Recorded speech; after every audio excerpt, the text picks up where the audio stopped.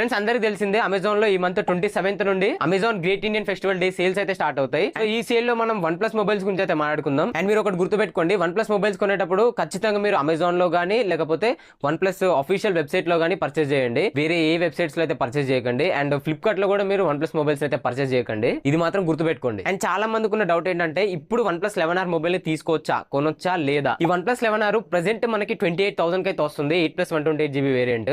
ఈ మొబైల్ ఈ సేల్స్ లో 24-25 ఆ బడ్జెట్ లో వస్తే ఖచ్చితంగా కన్సిడర్ చేయొచ్చు. ఇది ఇప్పటి కూడా చాలా మంచి మొబైల్ అయితే అవుతుంది. అండ్ చాలా మంది వెయిట్ చేస్తుంది వన్ ప్లస్ 12R ప్రైసింగ్ గురించే.